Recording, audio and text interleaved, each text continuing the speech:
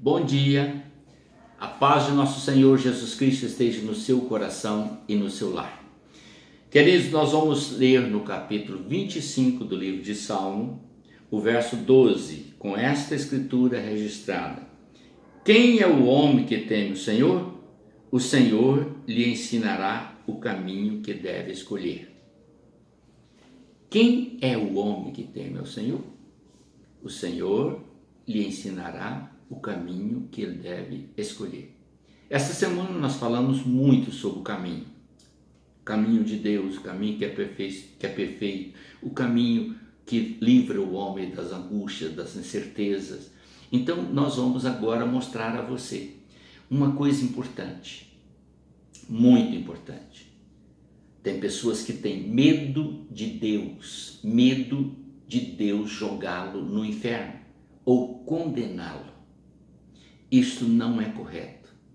A palavra de Deus nos ensina que Satanás tem temor e tremor diante de Deus. Ou seja, ele sabe que Deus é mais forte do que ele, que já foi derrotado, e ele sabe que o Senhor tem o poder de condená-lo, e ele já está condenado.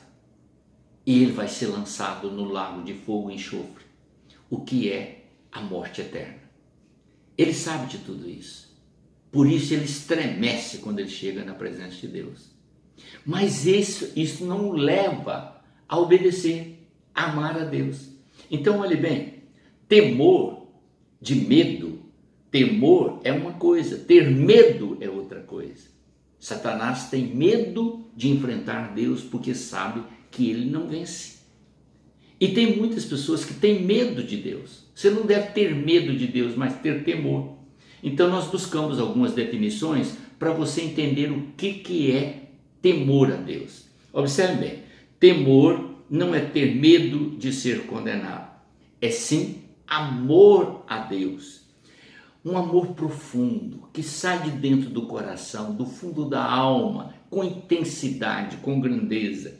Este amor leva você, o seu coração, a reagir de uma forma a ter um temor de pecar contra Deus, de ofendê-lo, de magoá-lo, de entristecê-lo. É como um filho que ama muito o pai e a mãe e faz tudo para agradar o pai e a mãe. Mas se porventura ele tiver que sair com os amigos, com alguma pessoa que o leva para algum ambiente, ele fica sempre preocupado. Não posso fazer isso porque eu vou entristecer, decepcionar meu pai. É mais ou menos esse sentimento. Tá vendo? Então, ter medo é uma coisa, temor a Deus é amar excessivamente a Deus e não desejar magoá-lo de forma alguma. Isso é muito salutar. Então, buscamos também mais algumas definições e eu quero ler para você observar. Observe bem.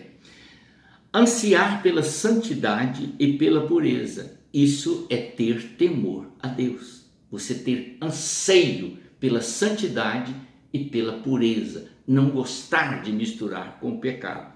Ser fiel à sua palavra. Ouvir a palavra e colocá-la em prática no coração. Isto é ter temor a Deus. Adorar a Ele como o único Deus vivo, poderoso, Criador dos céus e da terra. Isto é muito grandioso. Você não tem ideia do quanto o Senhor se agrada disso. É perfeito. Afastar-se do mal por causa de Deus, não porque a igreja manda, o pastor implica, alguém chama atenção, mas é porque você ama o Senhor a ponto de entender que tudo que há de maldade nesse mundo não deve fazer parte da sua vida. E isso você faz por amor a Deus, chama-se temor de Deus. Buscar sempre crescer com seus conselhos. Então agora nós vamos observar. Os conselhos do Senhor são para aqueles que o amam. Então vamos continuar lendo capítulo 25 de Salmo, verso 12. Quem é o homem que teme o Senhor? O Senhor ensinará o caminho que deve escolher. Verso 13 diz assim: ele viverá em prosperidade e a sua descendência herdará a terra. Então aqui está uma promessa de Deus para toda pessoa que teme a Ele, ou seja, para toda pessoa que se dispõe a amá-lo e se dedicar a ele, se livrando de todos esses problemas que eu já te falei. E ele continua dizendo no verso 13, aliás, verso 14, o conselho do Senhor é para os que o temem, e ele lhes dá a conhecer a sua aliança. Que aliança é essa? É a aliança em Cristo Jesus. O sangue de Jesus derramado na cruz fez uma aliança, um pacto de justificar todo aquele que crê nele como Senhor e Salvador pessoal. E o Senhor revela isso ao coração da pessoa que busca nele o temor e, através desse temor, o amor profundo a tudo quanto ele nos ensina. E ainda diz mais, no verso 15, diz assim, meus olhos estão sempre atentos ao Senhor, pois ele tirará meus pés da armadilha. Deus não deixa o seu servo desamparado, ou a sua serva desamparada. Quando você prontifica amar o Senhor, ele te desvia das armadilhas de Satanás, ou das armadilhas que esse mundo, muitas das vezes, prepara para aqueles que são desapercebidos. Ainda o verso 16 diz assim, olha para mim, tem misericórdia de mim, pois estou desamparado e aflito.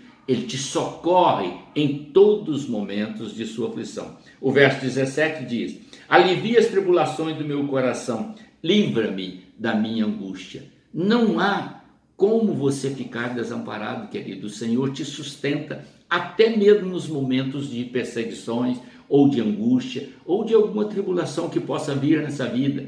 Ele estará com você, aliviando, causando paz, alegria, conforto e dando a você tudo o que você precisa. O verso 18 protege-nos desta forma. Atenta para a minha dor e aflição, perdoa todos os meus pecados. Oh, que segurança, oh, que glória que é você ter a certeza de que o Senhor cuida de você 24 horas por dia, quer você esteja acordado, quer você esteja dormindo, você está na proteção do Senhor.